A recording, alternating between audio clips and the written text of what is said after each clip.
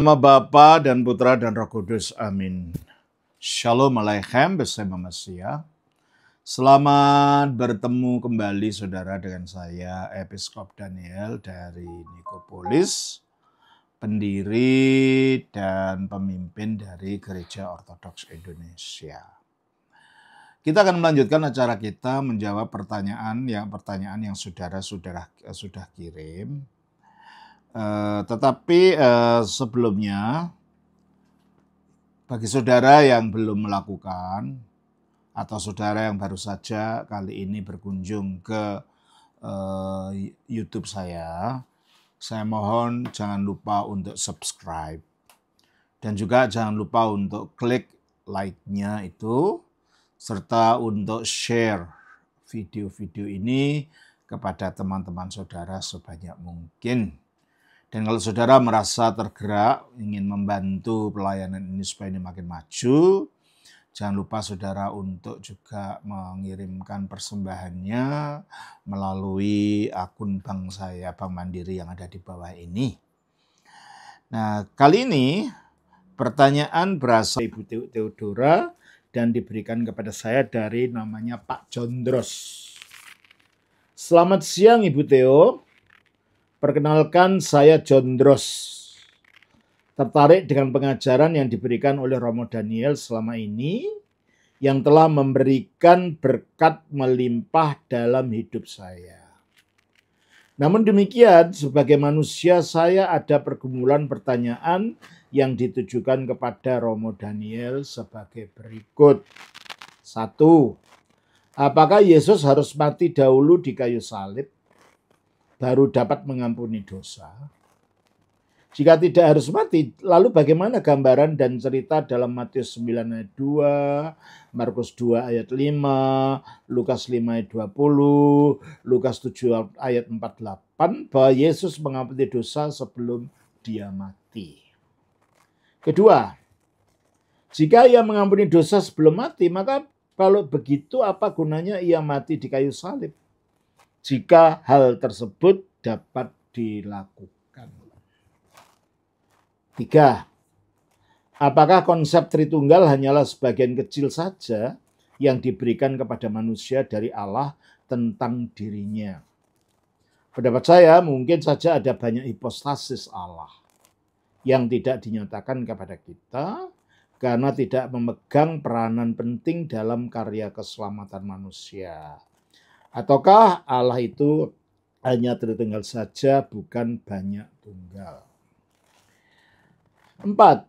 Kalau peperangan batin antara manusia lama dan manusia baru itu dapat diatasi lewat sains di masa depan, seperti penemuan obat untuk menekan sifat bengis, jahat tersebut, sehingga manusia menjadi baik, apakah ini akan mempercepat arah kemanusiaan menuju target yang semula ditentukan Allah, yaitu kesempurnaan?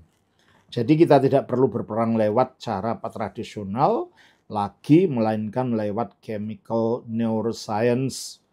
Lalu manusia tersebut mengalami pembaptisan, tapi setelah itu diinjeksi penemuan tersebut.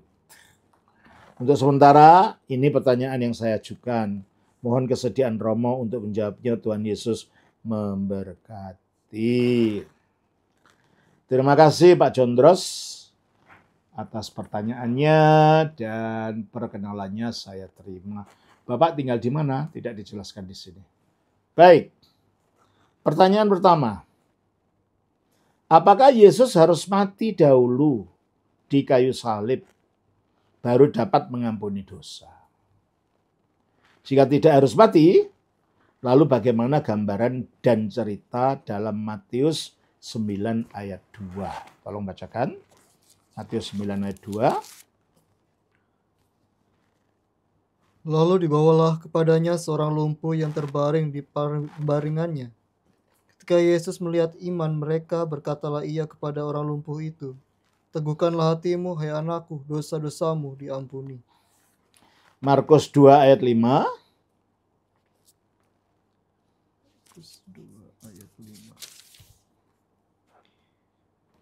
Ketika Yesus melihat iman mereka, berkatalah ia kepada orang lumpuh itu, "Hai anakku, dosamu sudah diampuni." Oke. Ayat selanjutnya.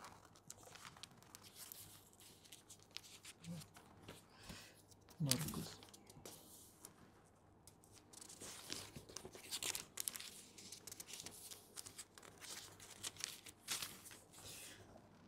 Ketika Yesus melihat iman mereka, berkatalah ia kepada orang lumpuh itu, "Hai anakku, dosamu sudah diampuni." Beberapa ahli Taurat sedang duduk di situ dan berpikir dalam hatinya, mengapa orang ini berkata begitu? Ia menghujat Allah. Siapa yang dapat mengampuni dosa selain Allah sendiri? Terus? Yesus segera mengetahui dalam hatinya bahwa mereka berpikir demikian di antara mereka. Lalu ia berkata kepada mereka, "Mengapa kamu berpikir begitu dalam hatimu? Manakah yang lebih mudah, mengatakan kepada orang lumpuh ini, dosa-dosamu sudah diampuni, atau mengatakan, bangunlah, angkatlah tikarmu dan berjalanlah? Namun supaya kamu tahu bahwa Anak Manusia berkuasa mengampuni dosa di dunia ini." Berkatalah ia kepada orang lumpuh itu, "Kepadamu kukatakan, bangunlah, angkatlah tikarmu dan pulanglah ke rumahmu." Ya, Lukas 5:20.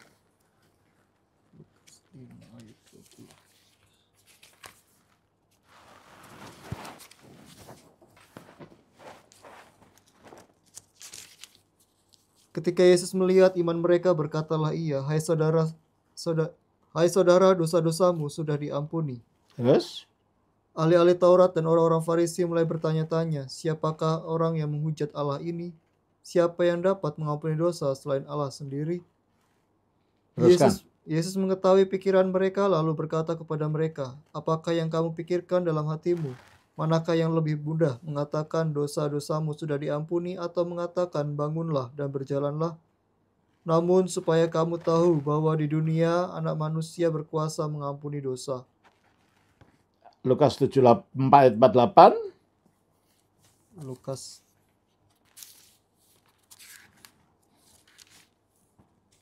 Lukas 7 ayat 48. Mm-hmm.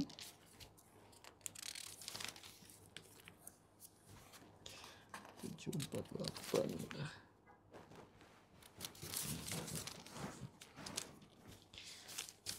Lalu ia berkata kepada perempuan itu, "Dosamu telah diampuni." Terus? Orang-orang yang makan bersama dia mulai bertanya-tanya di antara mereka, siapakah ia ini sehingga ia dapat mengampuni dosa. Ya, terima kasih. Saya jawab dulu pertanyaan pertama ini, Pak Jondros. Berbicara mengenai dosa, perlu kita ketahui bahwa istilah dosa itu berasal dari istilah zaman kuno abad pertama yang digunakan dalam olahraga panahan. Kalau ujung mata panah itu mengenai sasaran daripada yang harus dipanah, ya dia menang. Tapi kalau itu meleset dari sasaran, itu namanya hamartia. Jadi hamartia yang akhirnya diterjemahkan dosa itu artinya meleset dari sasaran. Sasaran yang bagaimana? Sasaran dari tujuan Allah menciptakan manusia pada awalnya. Kita baca di dalam Kejadian 1 ayat 26-27.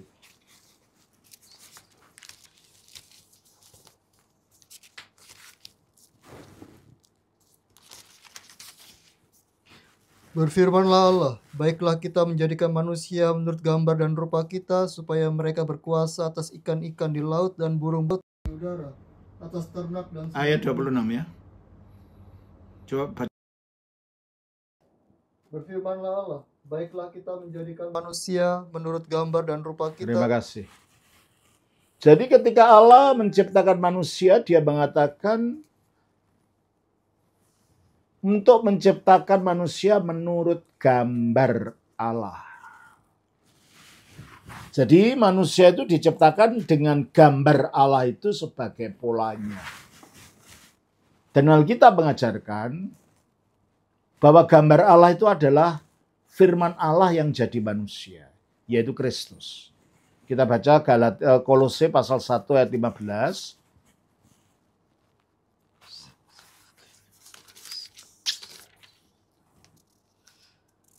Dialah gambar Allah yang tidak kelihatan. Dialah gambar Allah yang tidak kelihatan. 2 Korintus 4 ayat 4.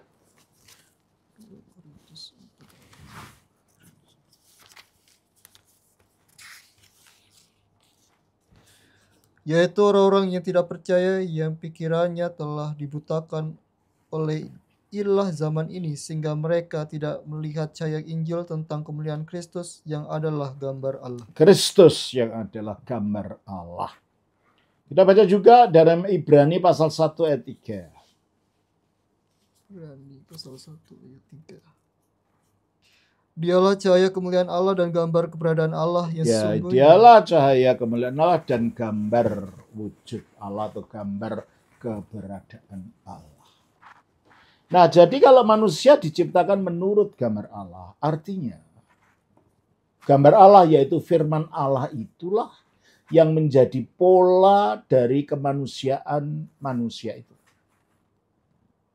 Oleh karena itu, kalau gambar Allah atau firman Allah atau anak Allah itu menjadi pola kemanusiaan yang diciptakan Allah, di mana gambar Allah itu tidak bisa mati.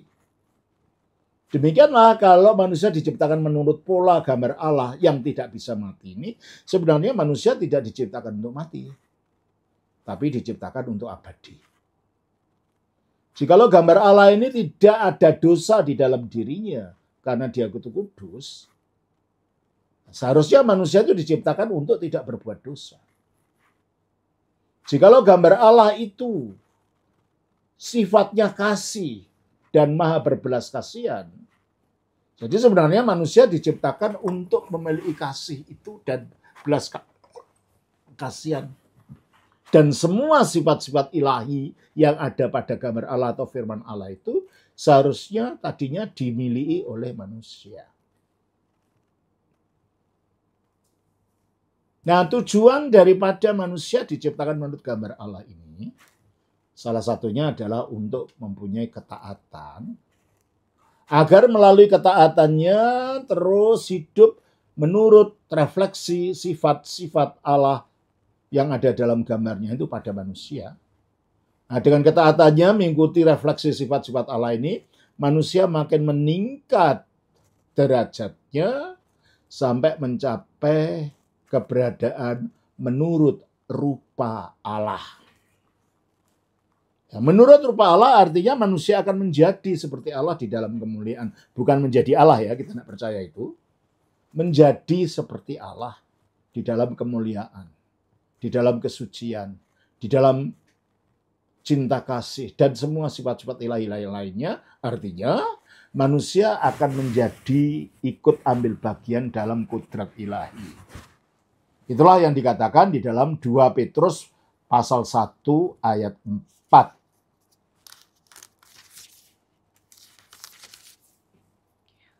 Dengan jalan itu, ia telah menganugerahkan kepada kita janji-janji yang berharga dan sangat besar, supaya olehnya kamu boleh mengambil bagian dalam kodrat ilahi. Boleh mengambil bagian dalam kodrat ilahi. Inilah artinya manusia sudah mencapai derajat menurut rupa Allah. Namun, karena antara gambar Allah kepada rupa Allah ini merupakan tingkatan yang harus dicapai oleh manusia melalui ketaatannya. Oleh karena itu sebelum manusia mencapai derajat rupa Allah ini, manusia diuji lebih dulu, yaitu diuji ketaatannya. Kita baca di dalam Kejadian pasal 2 ayat 16-17.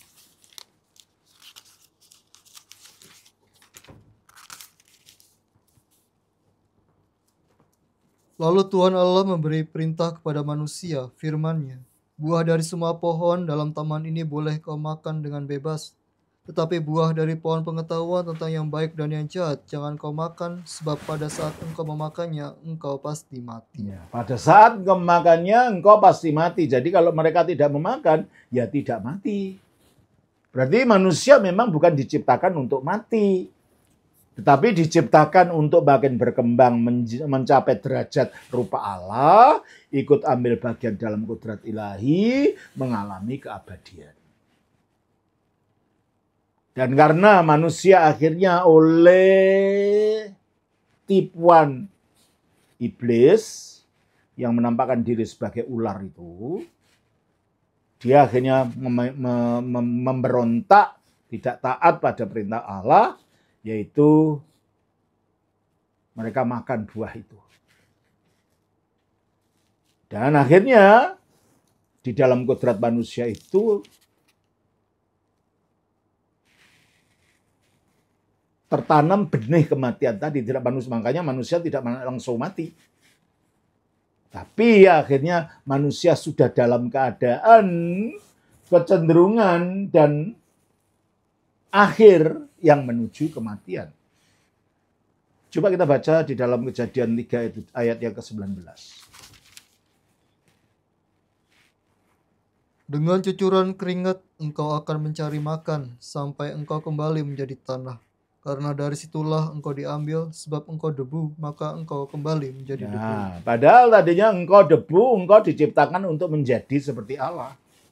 Sekarang akibat pemberontakannya ini, engkau memang debu, tapi gagal untuk naik mencapai derajat menurut rupa Allah, untuk menjadi seperti Allah, kamu akan jatuh menukik kembali. Engkau debu karena menjadi debu, dan itulah kematian.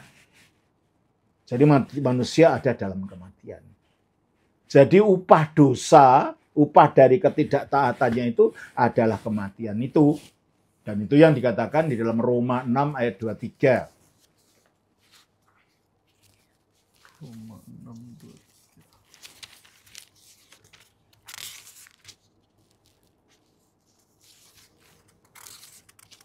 Roma 6 ayat 23. Sebab upah dosa ialah maut, tetapi Upah dosa adalah maut. Nah, kita bisa mati karena ada dosa itu. Ada pelanggaran, ada ketidaktaatan. Tadinya ketika manusia belum dalam kejatuhan, masih dalam ketaatan, masih memancarkan sifat-sifat dari gambar Allah, yaitu firman Allah, dirinya itu ditutupi oleh kemuliaan ilahi. Sehingga mereka telanjang, tapi tidak malu. Karena apa? Ketelanjangan ditutupi oleh kemuliaan ilahi, sinar yang menutupi itu. Tapi setelah manusia jatuh ke dalam dosa, kemuliaan itu hilang. Roma pasal 3 ayat 23.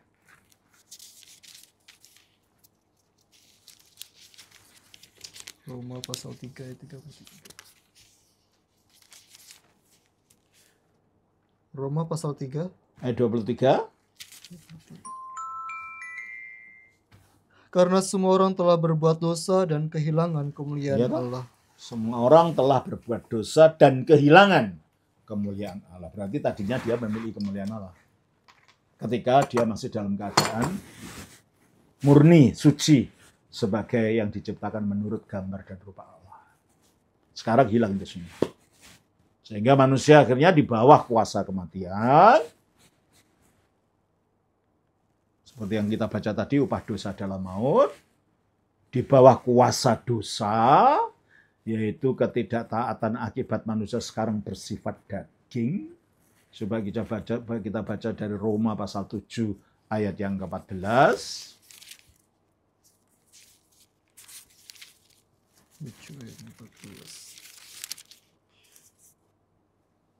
Sebab kita tahu bahwa hukum Taurat bersifat rohani, tetapi aku bersifat daging. Aku bersifat daging.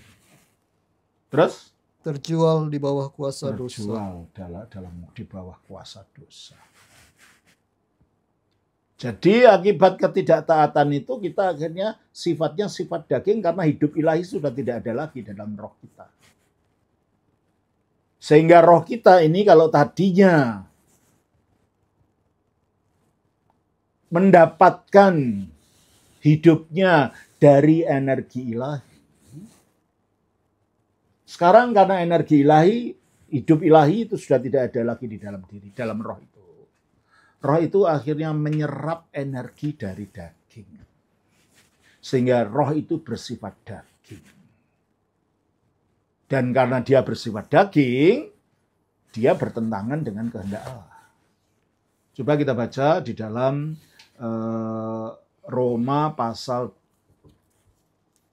8 ayat yang ke-5 sampai ke-7. Sebab mereka yang hidup menurut tabiat daging Mereka yang menurut tabiat daging memikirkan hal-hal yang dari keinginan daging. Nah itu akibat dari manusia tidak punya lagi hidup ilahi. Sekarang keinginan daging yang menjadi sumber yang menjadi serapan dirinya. Dan akhirnya yang dipikirkan adalah hal-hal yang bersifat daging. Teruskan. Mereka yang hidup menurut roh memikirkan hal-hal yang dari roh. Ya, kalau tadinya manusia masih di dalam memiliki hidupnya Allah, roh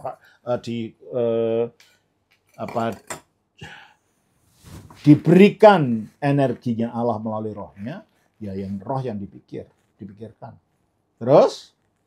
Sebab keinginan daging adalah maut, tetapi keinginan roh adalah hidup dan damai Ya, sejahtera. keinginan daging adalah maut, karena itu menuju maut. Ini isinya dosa di keinginan daging. Terus? Sebab keinginan daging adalah perseteruan terhadap Allah. Allah tidak memusuhi siapapun, Allah tidak punya musuh. Tapi karena keinginan daging ini bertentangan dengan hukumnya Allah, maka kita yang bersifat daging itu menjadi yang melawan Allah. Mengapa? Karena sifat daging itu begini. Galatia 5 ayat 19 sampai 21. Galatia 5 ayat 19 sampai 21. Perbuatan daging telah nyata, yaitu percabulan, kecemaran, hawa nafsu. Nah, itu kan bertentangan dengan hukumnya Allah. Hukum Allah mengatakan jangan berzina. Nah, daging isinya itu percabulan, apa tadi? Kecemaran, hawa nafsu yang semuanya terkait dengan dosa seksual. Terus? Penyembahan berhala, sihir. Nah, Alkitab mengatakan jangan ada padamu patung ukir-ukiran, jangan menyembah kepada itu. Nah, sekarang daging inginannya tuh menyembah berhala, yang macam-macam bentuk berhalanya. Dan sihir, biasanya orang menyembah berhala itu kaitannya dengan sihir. Makanya banyak orang di dunia ini sekarang suka pada perdukunan, pada ilmu gaib.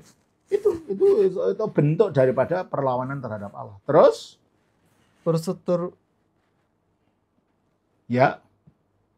Sihir, perseteruan, perselisihan, iri hati, kemarahan, kepentingan diri sendiri, percekcokan, perpecahan. Nah, itu semua adalah perlawanan dari hukum Allah. Hendaklah kamu saling mengasihi. Coba baca dalam Imamat 19 ayatnya 18. Imamat 19 ayat 18.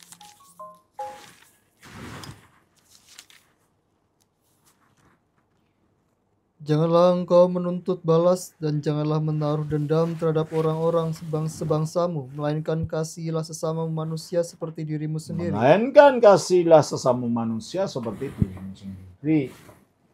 Padahal pertengkaran, perselisihan dan semuanya itu adalah buah daripada tidak mengasihi. Jadi itu bertentangan dengan hukumnya Allah. Terus? Janganlah engkau dari Galatia 5 ayat 21 tadi.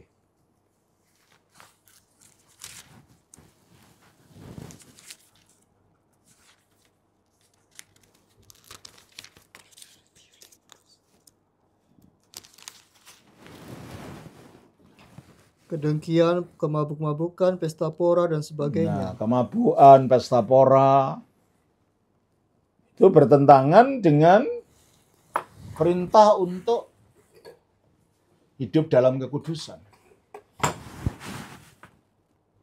Dalam Roh Kudus, karena aku itu kudus. Jadi inilah sifat daging yang akhirnya menjadi ciri kita setelah kejatuhan ini. Dan sifat daging itu muncul diakibatkan karena setelah kita jatuh dalam dosa dan energi ilahi, kehidupan ilahi itu tak lagi menyertai kita, maka di dalam diri kita itu ada muncul suatu kekuatan negatif yang namanya dosa.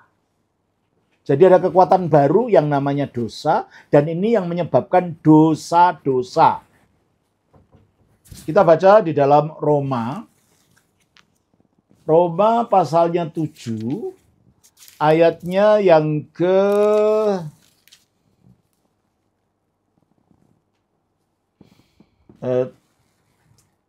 sebentar saya lihat. Roma pasal 7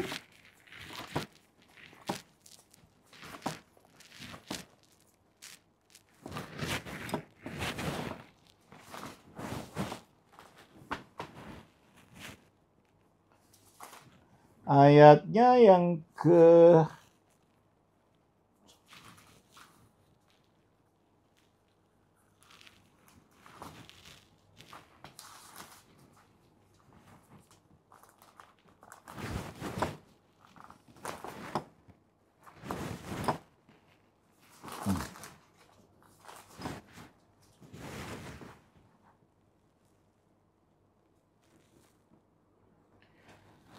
ayatnya yang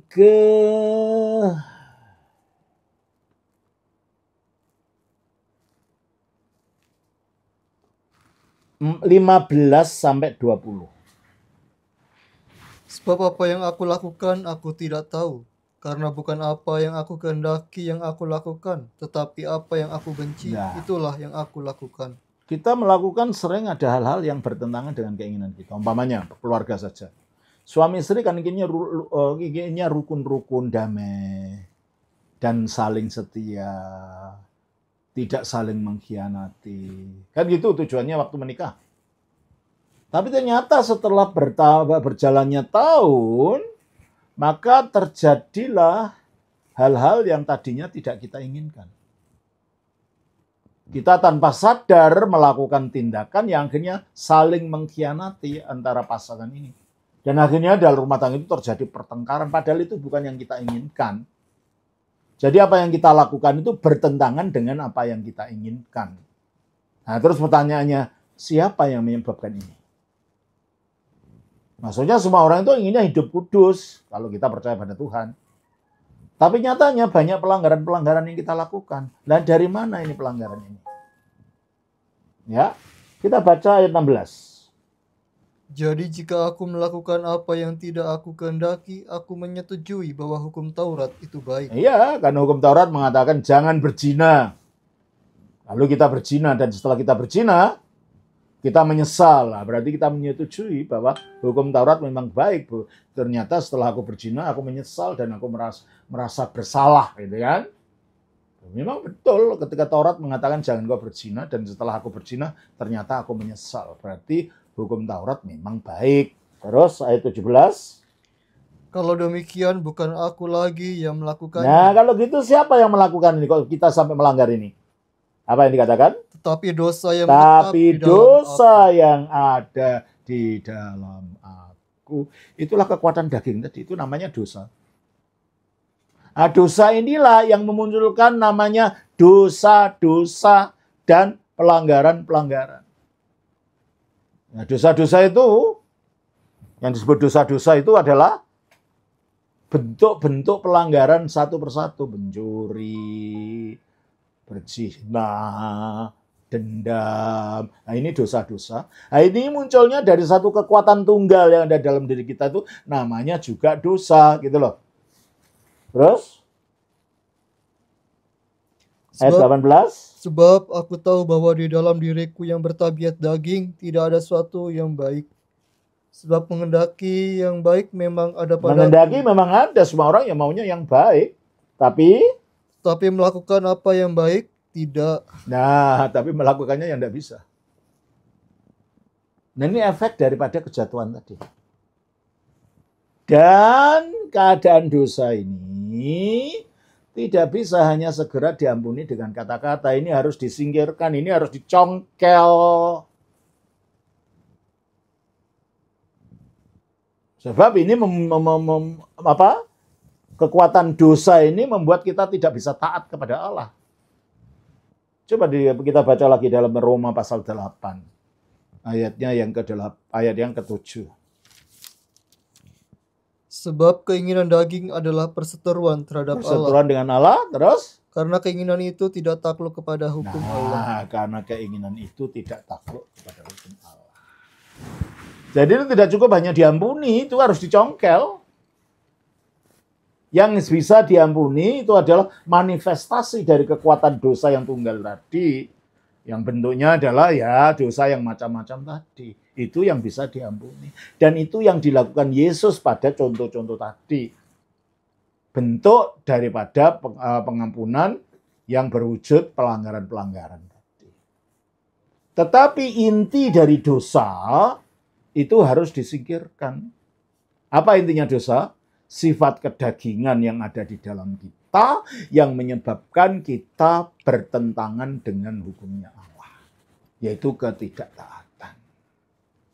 Nah, bagaimana caranya supaya ketidaktaatan ini disingkirkan?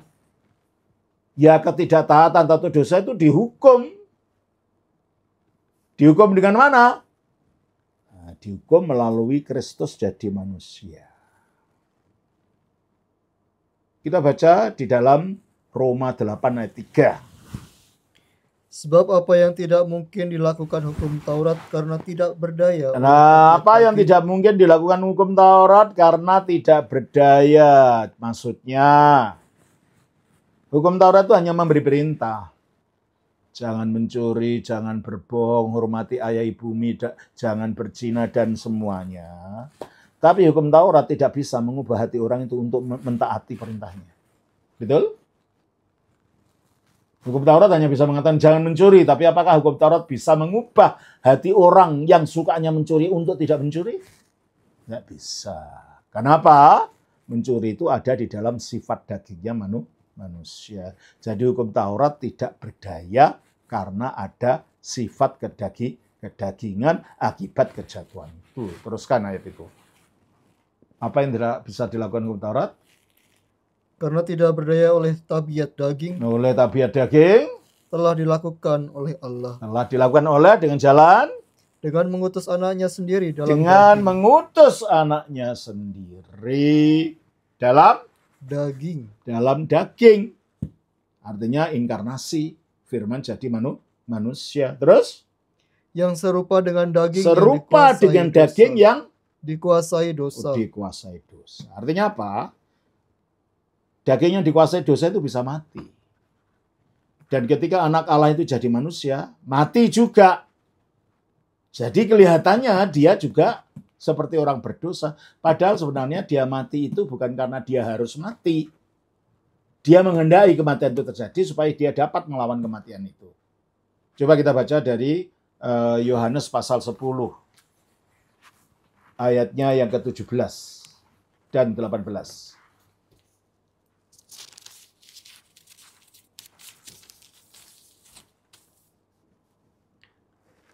Bapa mengasihi aku karena aku memberikan nyawaku agar aku mengambilnya kembali. Ya, Bapa mengasihi aku karena aku memberikan nyawaku.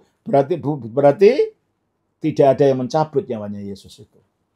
Bukan Allah Bapa yang mencabut, bukan iblis yang mencabut, bukan dosa yang mencabut, bukan malaikat yang mencabut, tapi menurut kehendaknya sendiri. Terus? Tidak seorang pun mengambilnya dari aku. Ya, tidak seorang pun yang mengambil. Bukan Allah Bapa yang mengambil, bukan malaikat maut yang mengambil, bukan iblis yang mengambil, bukan dosa yang mengambil. Tapi melainkan aku memberikannya menurut kehendakku sendiri. Aku memberikannya menurut kehendakku. Jadi kalau Yesus menghendaki untuk tidak mati, bisa nggak?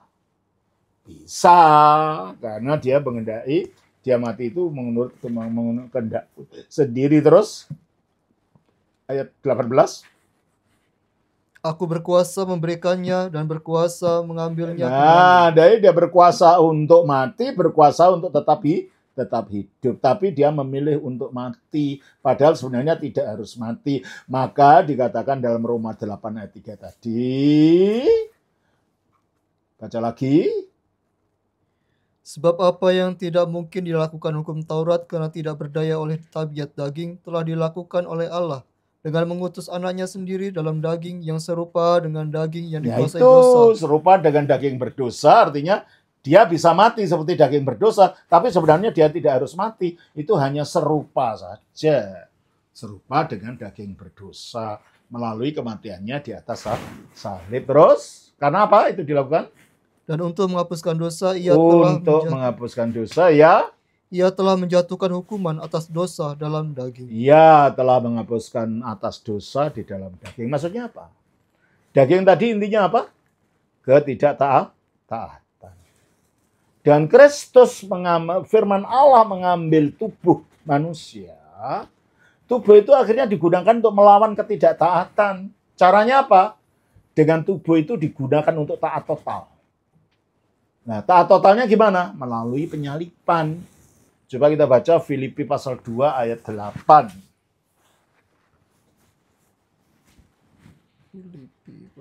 Filipi 2 ayat 8.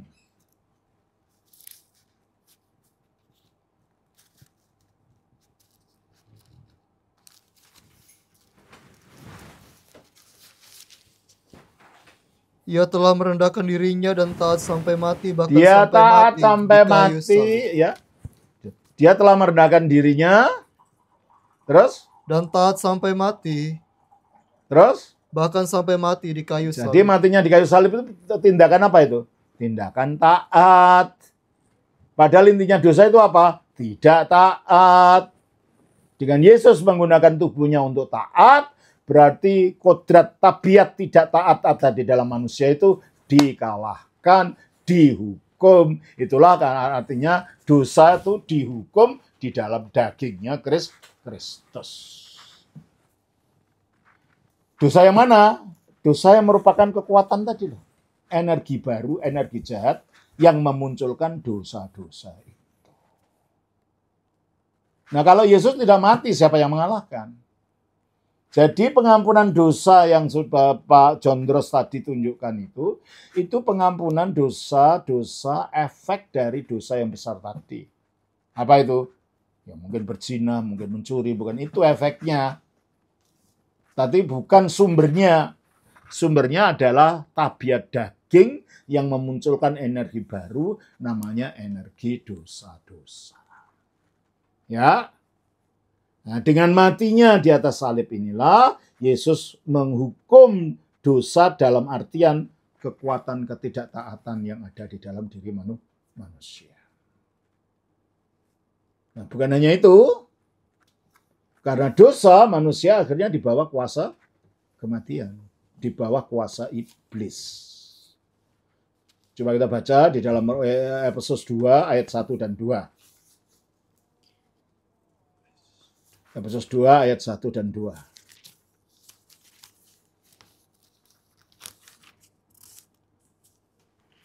Kamu dahulu sudah mati karena pelanggaran-pelanggaran dan dosa-dosamu. Kamu dahulu sudah mati karena pelanggaran-pelanggaran dan dosa-dosamu. Jadi dosa-dosa yang mana? Pelanggaran yang mana? Itu manifestasi dari kekuatan dosa tadi yang munculnya adalah pelanggaran-pelanggaran moral satu persatu itu. Sedangkan dosa yang ditebus Kristus itu bukan sekedar pelanggaran moral itu, tapi inti daripada dosa yang menjadi sumber dari pelanggaran-pelanggaran itu tadi. Karena kita mati secara rohani, kita tidak punya energi kehidupan Allah itu. Maka dikatakan dalam Efesus 2 ayat 1 tadi, apa katanya? Kamu dahulu sudah Nah mati. itu, kamu dahulu sudah mati. Kenapa mati? Kita kehilangan energi kehidupan ilahi yang ada dalam kita. Dan karena kita mati, tadi dikatakan dalam Roma tadi, muncullah kekuatan dosa yang akibat dari perbuatan daging, tabiat daging tadi. Itulah akhirnya memunculkan dosa-dosa dan pelanggaran.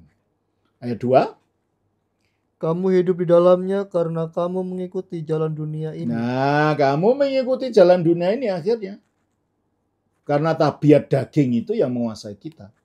Terus, dan dengan mengikuti jalan dunia ini apa dikatakan? Kamu menaati penguasa kerajaan angkasa. Kamu menaati penguasa kerajaan angkasa, yaitu roh yang sekarang sedang bekerja di antara Yaitu orang roh. yang tidak taat. Yang sekarang sedang bekerja di Antara orang-orang yang tidak taat. orang yang tidak taat, dia orang berdosa tadi. Dan roh ini adalah iblis, berarti kita berada di bawah kuasa iblis. Jadi untuk kita dilepaskan dari hamartia tadi, tidak cukup hanya diucapkan, hei kamu diampuni. Memang harus sesuatu yang dikerjakan untuk mencungkil itu dari dalam. Apa? Ketergadean kita di bawah ketidaktaatan dosa tadi, yang dikalahkannya melalui kematian Kristus. Ya, kematiannya itu wujud dari ketaatan. Lalu ketergadean kita di bawah kuasa roh yang membuat kita tidak taat tadi, yaitu iblis, dan itu dikalahkan oleh Yesus melalui kematiannya di dalam Ibrani pasal 2 ayat 14.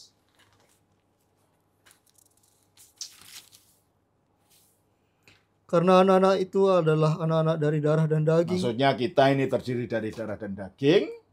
Ia juga menjadi sama dengan mereka. mereka. Firman Allah itu atau anak Allah itu menjadi sama dengan kita melalui inkarnasinya. Dan turut mengalami keadaan mereka. Menurut mengalami keadaan mereka, yaitu dia menjadi betul-betul manusia seperti kita. Terus? Supaya melalui kematiannya. Nah, karena dia menjadi seperti kita, maka dia bisa mati. Dan melalui kematiannya itu apa dikatakan? Ia memusnahkan dia, yaitu iblis yang berkuasa atas Ia memusnahkan dia, yaitu iblis yang berkuasa atas kematian. Jadi kalau iblis yang berkuasa atas kematian, berarti setiap orang yang mati itu berada di bawah cengkeraman iblis itu di alam kematian sana. Yesus pun mati. Loh lah, kalau gitu dia di bawah cengkeraman iblis. Nah, itu lain dengan manusia yang lain. Karena apa? Karena pada hari ketiga dia bangkit lagi dari kematian, dia keluar dari kuburan, dan iblis tidak mampu untuk tetap menahan dia untuk mati tinggal dalam kuburan itu. Berarti iblis kalah dengan Yesus, Yesus mengalahkan iblis, jadi melalui penguburannya, Yesus menang atas iblis, iblis telah dikalahkan. Jadi sekarang kekuatan dosa dikalahkan melalui penyalibannya.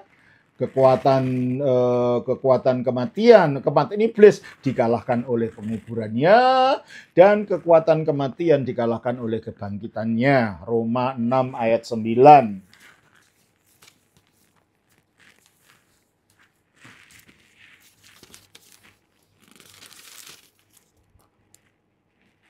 Sebab kita tahu bahwa sudah dibangkitkan dari antara orang mati, Kristus tidak mati lagi. Maut tidak berkuasa lagi atas dia. Jadi melalui penyaliban, melalui penguburan, melalui kebangkitannya itulah Yesus mengalahkan kekuatan hamartia tadi. Itulah artinya menebus itu. Kita dilepaskan dari kuasa dosa, kuasa iblis, dan kuasa kematian. Nah, ini artinya Yesus melepaskan kita dari hamartia, kemelencengan kodrat akibat kejatuhan tadi. Sedangkan yang Yesus lakukan dalam ayat-ayat yang Bapak tunjukkan tadi, bukan ini yang dilakukan oleh Yesus, bukan kemelencengan kodrat ini, tetapi efek daripada tabiat daging yang muncul itu, yaitu dosa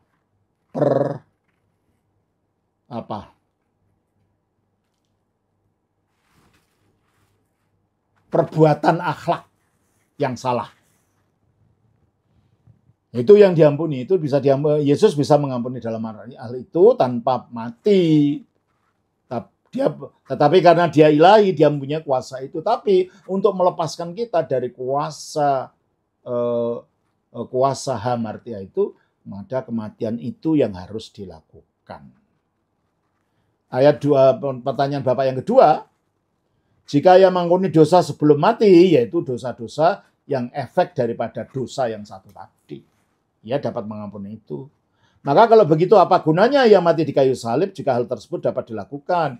Nggak dapat dilakukan sebelum dia mati di kayu salib karena dosa belum dihukum. Dosa dalam arti hamartia yang menjadi sumber daripada segala pelanggaran dan dosa-dosa ini belum dihukum. Belum dikalahkan melalui ketaatan totalnya di atas salib, melalui kemenangannya atas iblis, dan melalui kemenangannya atas kematian. Ya, jadi tetap saja dibutuhkan matinya di atas salib, penguburannya, dan kebangkitannya, agar hamartia yang menyebabkan kodrat dosa, menyebabkan tabiat dosa di dalam diri kita itu dapat disingkirkan. Nah, itu jawaban saya untuk pertanyaan Bapak tentang dosa. Semoga itu membawa berkat. Tuhan memberkati. Shalom. Sama Bapa, Putra, Roh Kudus.